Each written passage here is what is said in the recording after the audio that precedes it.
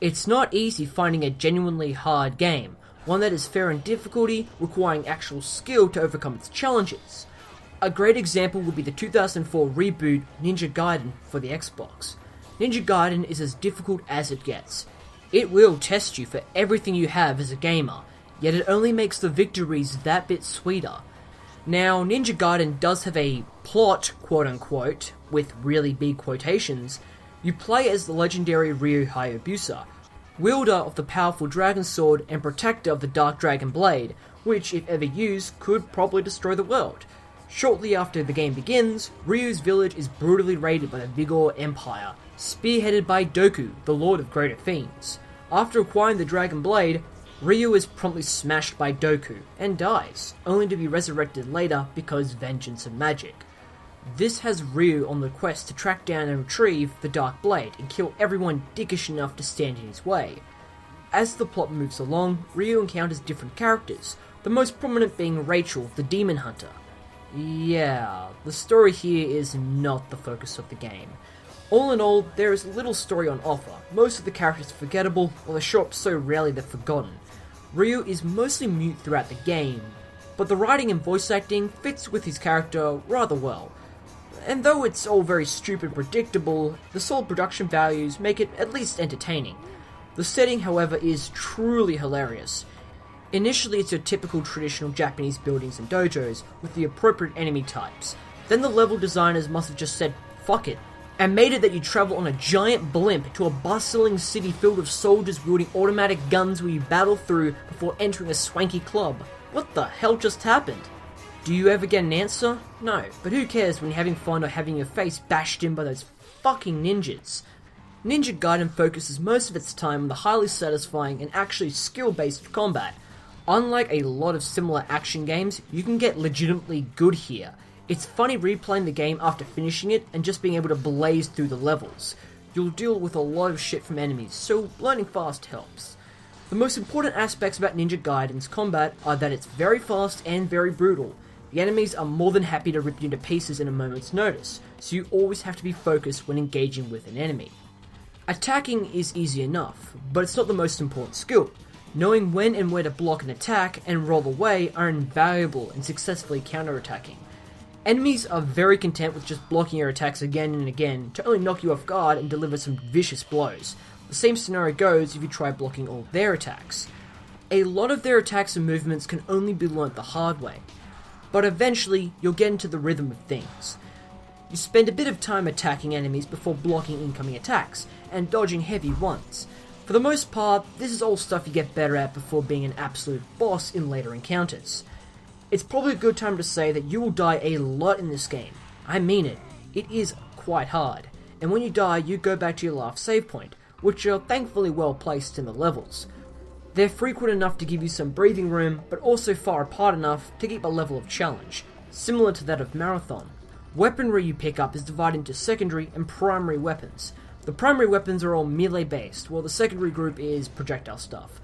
The secondary weapons are mostly different forms of shurikens and arrow types. The shurikens are straightforward in usage, while the bow has you switch into a first-person mode very similar to that of MGS2, and it works well enough. The ranged weapons are a cool addition, but I never found much of a use for them, thanks to a low ammo pool, and also that the primary weapons are far more powerful and efficient. You get quite a few primary weapons, and only a couple are actually worth using. After a few upgrades, your starting blade can take on most enemies and bosses without much of a problem. Now, if you spend some time collecting the golden scarabs scattered around, eventually you'll receive the Diablos Sword, which can obliterate the opposition, especially after being upgraded. The rest never need to be used, and are either too expensive or too weak to invest much time or effort into. Because you see, in this game, each weapon controls quite differently.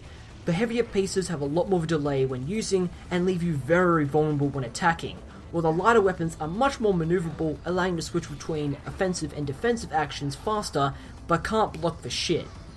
Besides those two groups, you also have Ninpo Spells that you can cast in the middle of combat. These often have a small area of effect that lays some damage on a group of enemies.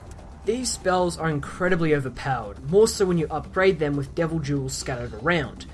Besides laying down some easy damage, you're invulnerable while casting, so you can interrupt any enemy or boss with this cheap tactic without consequence. Sure, you are limited with a small devil meter, but it's not that hard to replenish it. The game has a very Devil May Cry currency system, and that's not the only influence from DMC. When you fight and defeat enemies, you get essence, aka money. You can also get a bit of health, and since enemies respawn, you can farm to your heart's delight. You can spend essence at the merchant for upgrades, support items, skills, and equipable armlets that give you passive bonuses. This kind of leads to a subjective issue of the game. If you're having a hard time in a fight, you can stock up on healing items beforehand and abuse them until you slash the opponent's face off. Initially, it can be quite expensive buying things, but it isn't long before you're swimming in essence, since a couple of moves involving the Dragon Sword allows you to jump and deliver a powerful, uninterruptible attack that's effective on the majority of enemies, and hell, even some bosses. But this only dulls the sharp edge of Ninja Gaiden's difficulty spikes. Enemies and bosses have no problem hitting hard and fast, and you'll never have enough health potions to get through the tougher areas. It's quite easy to use all your best items in a fight and be seriously handicapped in the next one. I was mostly comfortable with buying a few and finding the rest in the environment. I think it should have followed a DMC system where the items become progressively more expensive, encouraging you to not play so lazy. The enemies are quite interesting. They mix between fast humanoid opponents that rely on ranged weapons and knock you on your back, to towering dinosaur-like demons that will rip you a new one. Sure, they're all dickish in their own unique way, but I had a lot of fun battling through them in each level. The bosses are varied, fantastic in design and scale, and can be quite clever, making them a joy to fight most of the time. However, their difficulty fluctuates at a whim. Some of the early bosses are far, far harder than the ones later on. I fucking despise the worms you have to deal with. The camera is always stuck in the corner, and they can deal a stupid amount of damage. Unlike the base enemies, you can't just use the same tactics on each and every boss all the time. Some allow you to be aggressive, while the others are all about being defensive. The levels of Ninja Gaiden are also quite varied, though a lot more flawed. For one, it follows the classic Resident Evil level progression system. You have a hub-like area, in this case being the Imperial City streets, and where you pick up different items and keys from prior levels to access the next level. So yes, it's the same as DMC again. You'll pick up a statue, then backtrack to put it on a pedestal, to then traverse another area to collect a specific key to open up another area. However, in most stages you progress in a linear fashion, which I think works fine. There's no lengthy Metroid Prime backtracking.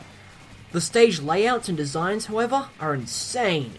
You'll jump from escaping a deep underground graveyard with zombies to only fight tanks and knock out a radio tower, to then explore some sewers that lead to a lava cavern.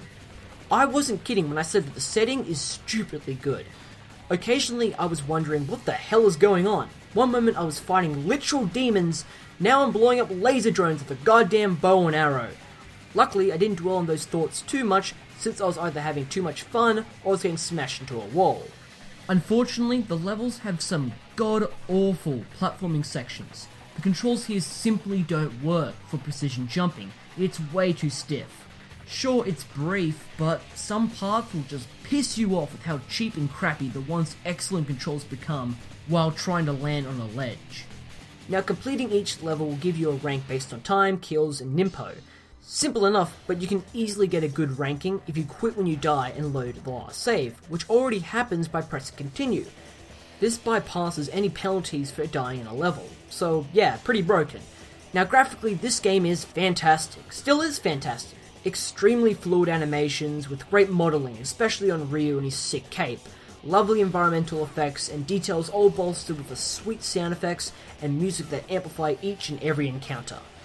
This game is just a fun, challenging and rewarding experience from start to finish, with few breaks or serious hurdles that often trip up less competent games. There are a couple of versions of Ninja Gaiden, so you shouldn't have a problem finding a copy, and begin slicing up those goddamn shadow ninjas.